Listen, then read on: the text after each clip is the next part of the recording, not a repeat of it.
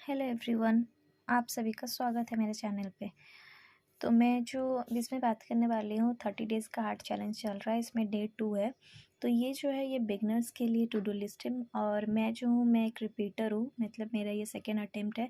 तो मैं ये फॉलो नहीं करूँगी और जो रिपीटर है उसको भी नहीं करना है। ये बिगनर्स के लिए है जिसने अभी अभी इस साल ये स्टार्ट किया है और इस साल बैंकिंग के लिए तैयारी कर रहे हैं, तो इनके लिए है। तो पहले आपको क्या करना है, पहले आपको क्वांट्स में मतलब मैथ्स में आपको अपनी जो कैलकुलेशन है उस पे काम करना है। तो आपको उसके पहले क्या करना पड़ेगा, कैलकुलेशन स्ट्रॉन्ग बनाना पड़ेगा। उसके लिए आपको टेबल जो है याद रखना पड़ेगा 25 तक। अगर आप 30 तक कर पाते हैं तो बहुत अच्छी बात है, लेकिन अगर नहीं कर पाते तो 25 तक करना है। स्क्वायर्स जो है, स्क्वायर और क्यूब निकालने के ट्रिक होते हैं, लेकिन आपको बेसिक कुछ है, जितना लिमिट है वहाँ तक आपको याद रखना है, जैसे 40 तक। और बहुत जन 50 तक भी याद करके रख सकते हैं। मुझे 50 तक याद है। आप अगर बहुत बार असल मैथ्स करते हैं, मतलब सॉल्व करते हैं क्वेश्चंस, तो इसमें आते हैं तो करते करते याद हो जाता है। तो मुझे 50 तक याद हो गया है। स्टार्टिंग में आपको याद नहीं होता है, बहुत प्रॉब्लम होता है, बहुत लोग बोलते हैं नहीं याद हो रहा, नहीं याद हो रहा, याद नहीं होता है।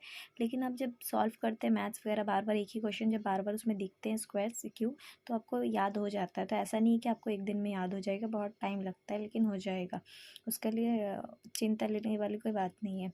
और उसके बाद जो क्यूब है आपको 20 तक याद करने हैं।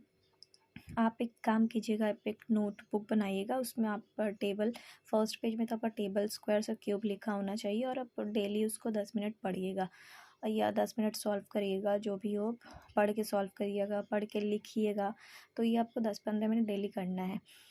तो एक महीने में आपको इम्प्रूवमेंट दिखेगा। उसके बाद क्विक मेथड्स होते हैं, बहुत सारे आते हैं, एडिशन, सब्ट्रैक्शन, मल्टीप्लिकेशन। इसका मतलब ये है कि हम लोग जो बेसिक तरीके से हम लोग करते हैं, ट्रेडिशनल तरीके से प्लस कर रहे हैं, ऐसे लिख लिख के ऐड सब्ट्रैक्शन कर रहे हैं, तो इसमें ऐसे करने से नहीं होता है, क्योंकि 20 मिनट्स में आपको क्वेश्चंस करने रहते हैं सारे। तो इसमें बहुत सारे मेथड आते हैं जिसमें हम लोग को जल्दी जल्दी एडिशन करने का ट्रिक रहता है, सब्ट्रैक्शन करने का, तो वो भी सीखने पड़ेंगे आपको। और ये जो है अरिथमेटिक में आपको टॉपिक वाइज करना है।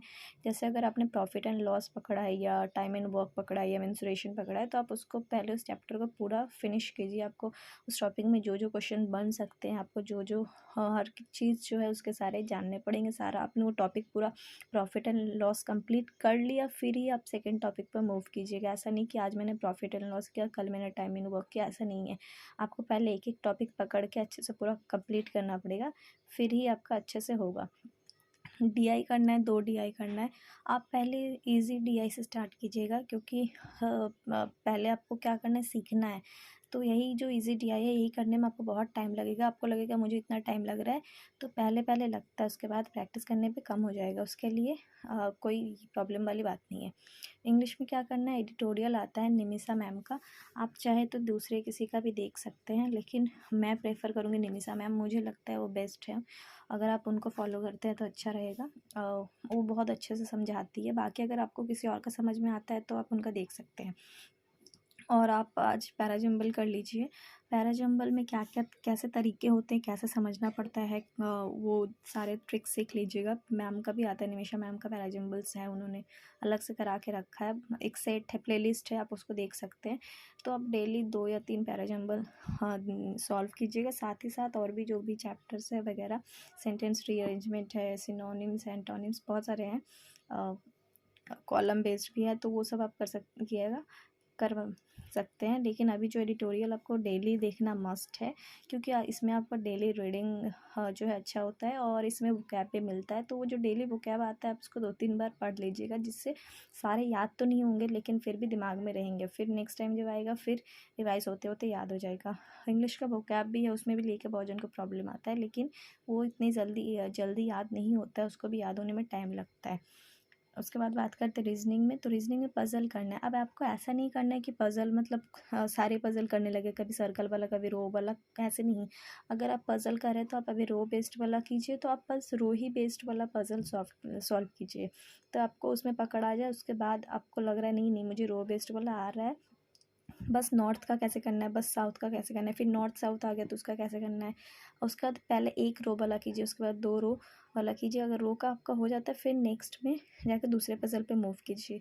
ऐसे करना है, ऐसे नहीं कि सारे पज़ल आपने मिक्स कर दिए, फ्लोर रो सब एक साथ कर रहे हैं।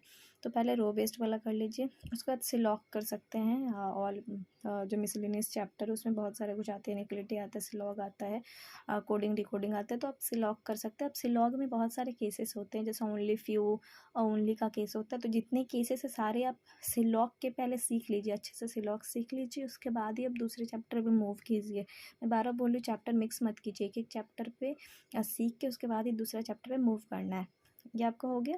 अगर आपका हो गया उसके बाद मॉक टेस्ट देना है टॉपिक वाइज। जैसे कि आप अगर प्रॉफिट एंड लॉस का प्रैक्टिस कर रहे हैं तो आप topic wise and profit and loss का ही मॉक टेस्ट दीजिए। अगर पजल में रो बेस्ड कर रहे हैं तो रो बेस्ड वाला ही पजल का मॉक टेस्ट दीजिए। सिलॉग कर रहे हैं तो सिलॉग का जो है मॉक टेस्ट दीजिए, ऐसे करना है।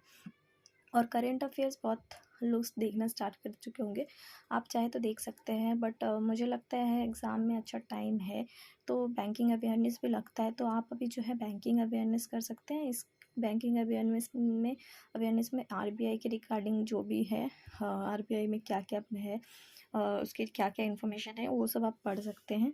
तो बैंकिंग अवेयरनेस अभी पहले कर लीजिए, आप 1 वीक देखिए, उसके बाद आप करेंट अफेयर्स फॉलो कर सकते हो। और अभी इसके साथ साथ अगर करेंट अफेयर्स भी करना है तो आप एक काम कीजिएगा, डेली बस जो भी न्यूज़ आ रही है, टेलीग्राम पे बहुत सारे न्यूज़ देते हैं, उसमें देख लीजिए, क्विज़ दे दीजिए, या टीवी में बहुत सारे न्यूज़ आते हैं, तो उसको आप ध्यान में रखिए करेंट अफेयर्स के लिए। तो ये रहा स्ट्रैटेजी, इसको आप फॉलो कर सकते हैं। उसके बाद आपको इम्प्रूवमेंट देखने को मिलेगा, इतनी जल्दी नहीं मिलेगा, टाइम लगेगा लेकिन मिलेगा। तो फिर मिलते हैं नेक्स्ट वीडियो में, तब तक के लिए टाटा एंड बाय बाय।